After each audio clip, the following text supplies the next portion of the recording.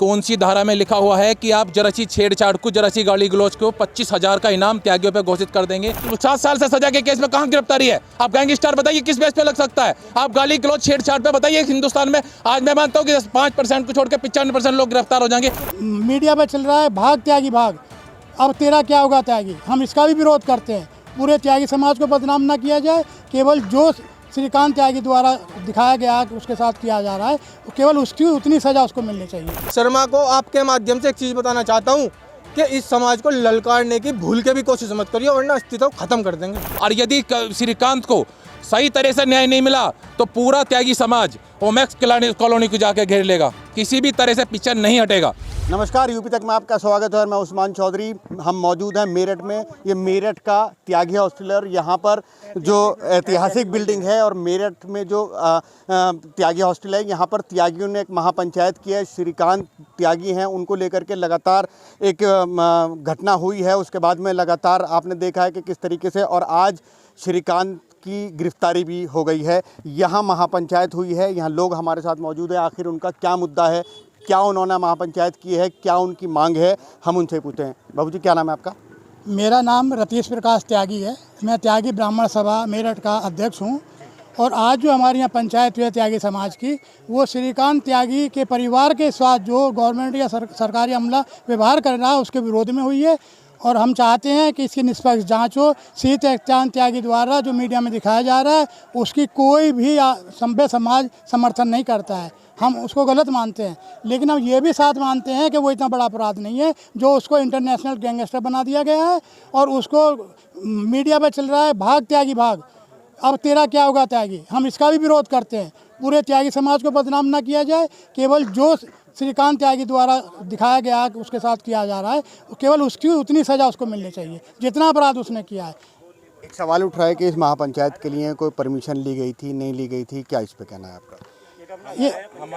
ये हमारा अपना घर है त्यागी हॉस्टल, यहाँ सब त्यागी रहते हैं। इसमें परमिशन की आवश्यकता नहीं थी। आपका क्या नाम है? संजू त्यागी, मेरठ मंडल महासचिव। क्या कहना है? कहना हमारा मेन मुद्दा ये है, कौन सी धारा में लिखा हुआ है कि आप जरा सी छेड़छाड़ को, जरा सी गाली गलौज को 25,000 का इनाम त्यागियों पे घोषित कर देंगे। जो त्यागी भाजपा से इस तरीके से जुड़ा हुआ है, त्यागी को मात्र वोट बैंक मान के छोड़ दिया उन्होंने।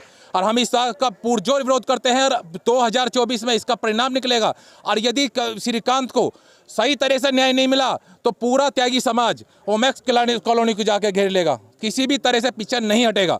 हम इस बात को कहते हैं, कानून की कोई किताब बताएं कि उसमें लिखा है कि आप छेड़छाड़ की या एक गाली गलौज में आप उसका मकान ढा देंगे, बुलडोजर चला देंगे। सरकार की तानाशाही, मैं मानता हूं कि सरकार के उल्टी गिनती बिल्कुल 100% शुरू हो गई है। या तो उनके चापलूस या उन्हें सही बात उनके सोच तक नहीं पहुंच रही। जो सच्चाई है, मैं इस बात से अवगत कराता हूँ कि त्यागी समाज शांतिपूर्वक समाज है, पढ़ा लिखा समाज है। गालीबाज से त्यागी, आप बताइए अपनी बिरादरी, सब कुछ न्यौछावर कर देंगे हम, लेकिन हम बिरादरी के लिए बिल्कुल भी अपशब्द नहीं सहेंगे। गिरफ्तारी बताई जा रही है, गिरफ्तारी हो गई है।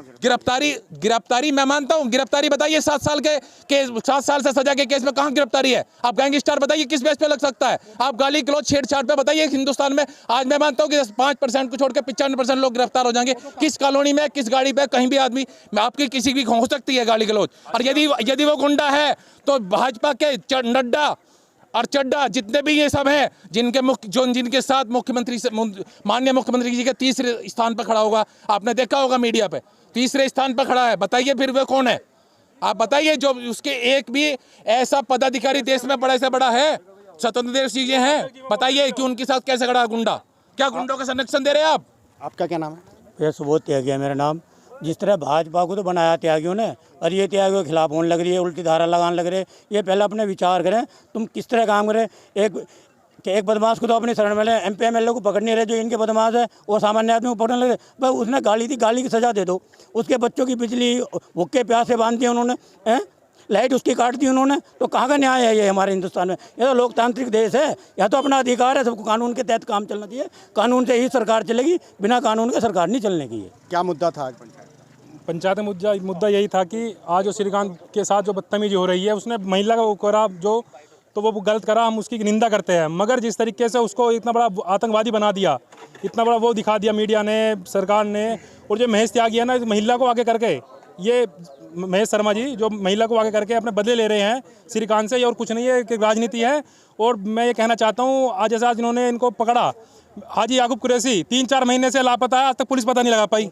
और आज तुम श्रीकांत त्यागी एक मतलब कि एक शरीफ इंसान के साथ ऐसे ऐसा दुबार कर रहे हो, यह बर्दाश्त नहीं होगा। अगर नहीं केस कम हुए तो आंदोलन बहुत बड़ा होगा। आपकी श्रीकांत त्यागी को सपोर्ट है या त्यागी बिरादरी को लेकर के जो चल उसके लिए यहाँ देखिए पंचायत? भैया, पहली बात तो श्रीकांत त्यागी हमारा भाई है और कोई भी हो A to Z हर कोई अपने समाज के साथ खड़ा होगा। दूसरी बात, 3 दिन के अंदर उनकी सारी चीज़ें अवैध हो गई, आज तक सब लीगल था।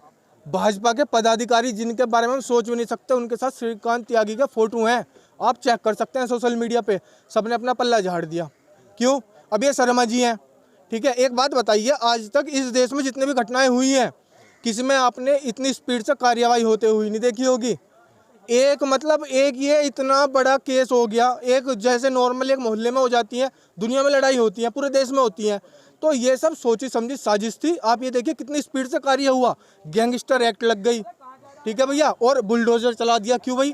जो श्रीकांत त्यागी है, अगर इन्होंने हकीकत में कुछ किया था तो ये 3 दिन से ही क्यों इनके सारे चिट्टे खोलने लग गए, इन्हें गलत साबित करने के लिए, इन्हें फंसाने के लिए। अब से पहले कहाँ सोई हुई थी सरकार? अब से पहले शर्मा कहाँ सोया हुआ था? और मैं इसे शर्मा को आपके माध्यम से एक चीज़ बताना चाहता हूँ कि इस समाज को ललकारने की भूल के भी कोशिश मत करिए, वरना अस्तित्व खत्म कर देंगे। अच्छा, क्या लगता है कि बिरादरी विवाद चल रहा है? पहले दुबे जी को लेकर के हुआ और अब त्यागी को हुआ, और जब किसान आंदोलन चला तो जाटों का चला। क्या बिरादरीवाद को लेकर चल रहा है? ये नहीं चल रहा। देखिए, ये चल रही है सरकार की तानाशाही। आप बताइए, हर चीज़ के लिए संविधान है कि नहीं? आप बताइए। और संविधान है तो वही मुद्दा, उतना ही मुद्दा दुबे जी के लिए था, वही मुद्दा उस मैं उसका मानता हूँ।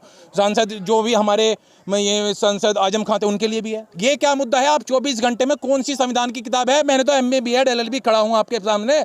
कौन सी किताब है? कुछ 24 घंटे में एक छेड़छाड़ पे आप मुझे अरेस्ट, मेरे मकान को भी डाल देंगे, गैस स्टार्ट डाल देंगे, मुझे 25,000 का। कौन सी किताब में लिख रहा हूँ? उस किताब को लॉन्च करावे ना सरकार, उसे लॉन्च करावे। हम भी तो देखें उस किताब को, पहले हमने गलत पढ़ी, आप गलत पढ़ रहे, हमें तो पता चलना चाहिए ना। गाली देना हमारा तो केवल इतना कहना है, जितना श्रीकांत त्यागी ने अपराध किया है, जो मीडिया दिखा रहा है, उसको उतनी सजा मिलनी चाहिए। अगर गाली देना अपराध है तो सेम अपराध महेश शर्मा ने भी कराया। कमिश्नर को गाली दी है, एक प्रतिष्ठित पद पर बैठे हुए व्यक्ति को गाली दी है, तो महेश शर्मा के खिलाफ कार्रवाई क्यों नहीं हो रही? ये वो लोग हैं जिनका कहना है कि जो महापंचायत में थे, और इनका ये कहना है कि जो हो रहा है वो गलत है और वो उसका विरोध करते हैं, और ये नहीं रुका तो इनका आंदोलन जारी रहेगा। उस्मान चौधरी, मेरठ, UP तक।